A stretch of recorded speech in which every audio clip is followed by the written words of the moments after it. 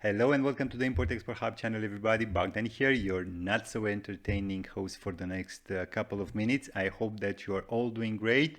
And without asking you to hit those small buttons below this video, let's dive into today's topic, in which I will cover 5 products worth exporting towards New Zealand, but not before thanking to my sponsor who went to great lengths in order to make this video possible. So my wife, thank you.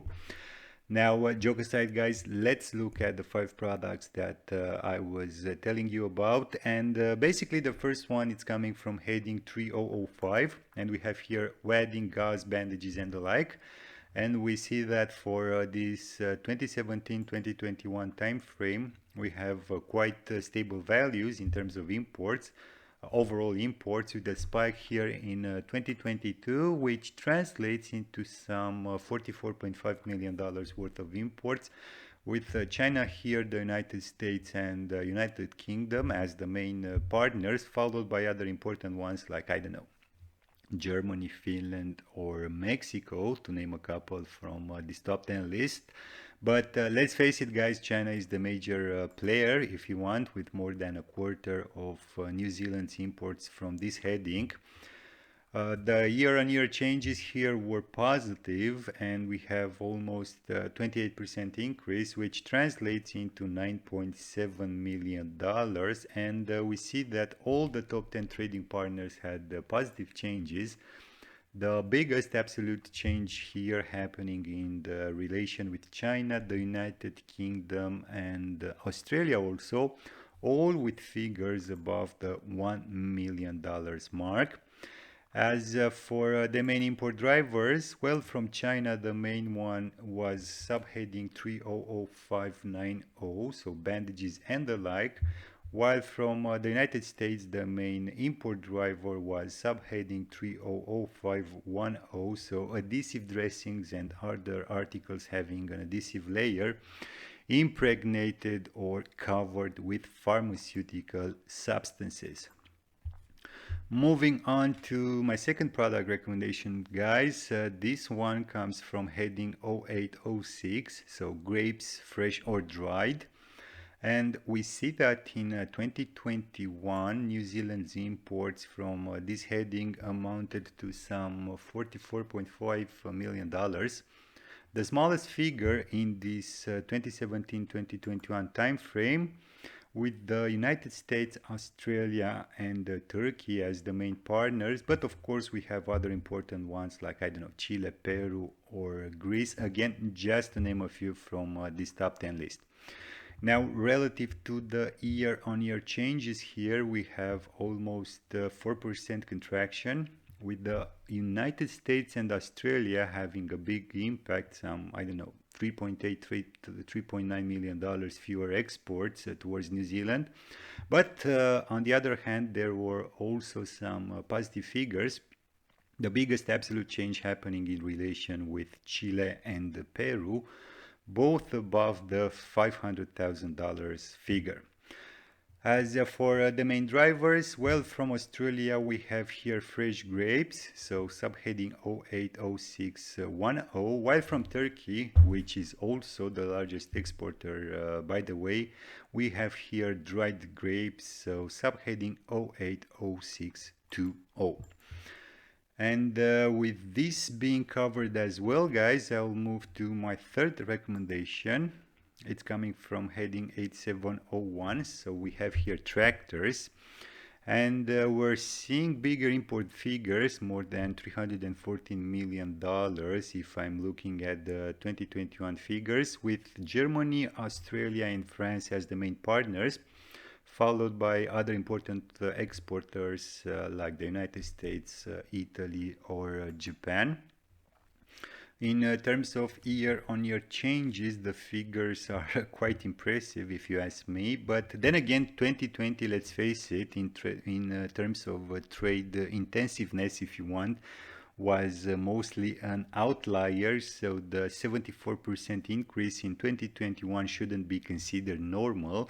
And if we were to compare the 2021 figures with those from 2019, let's let's take this year as a reference, the increase would be much lower, I think in the range of 6 to 8%.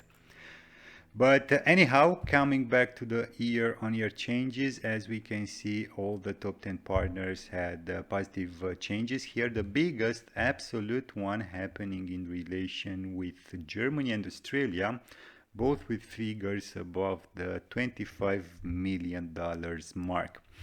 As for the main import drivers, well, from Japan we have here subheading 870323, while from Finland we have subheading 870194, so basically medium powered tractors. Now moving on with the product recommendations, guys, the fourth one comes from heading 2008, so fruits, nuts and other edible parts of plants.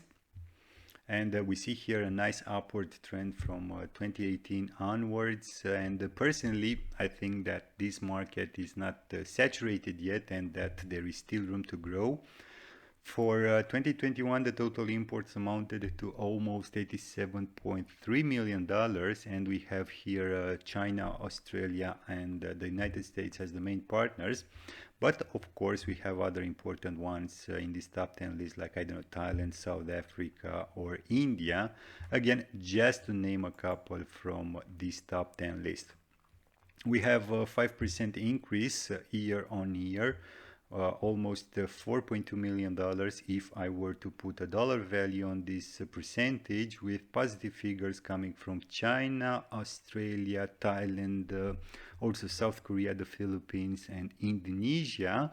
While on the other side of the spectrum, we have contractions in relation with the United States, Argentina, India and South Africa.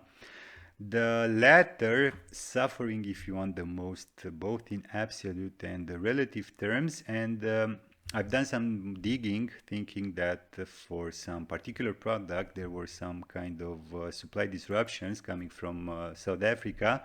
And indeed, there were fewer apricots and peaches imports, but I don't know, in the range of $200,000 to $300,000. So if you ask me, most probably New Zealand importers rethought their sourcing strategy and directed towards other countries. Anyhow, in terms of the main drivers, well, from Argentina, the main one was groundnuts, prepared or preserved, while from the Philippines, we have here pineapples, again, prepared or preserved, so subheading 200820. And now, guys, finally, the fifth and last product recommendation comes from heading 8467. So basically tools for working in the hand. I really don't like how it sounds, but anyway, again, we see here big numbers with 2021 as the peak.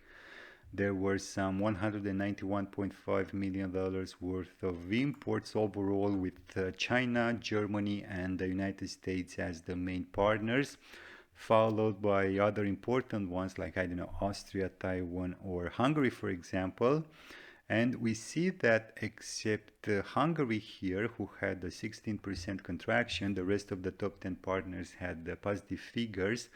The most impressive here being China, with some $38 million more exports towards New Zealand in 2021. Of course, relative to 2020. As for the main drivers, well, from both Germany and Sweden, we have here subheading 846781, so chainsaws with self-contained non-electric motor.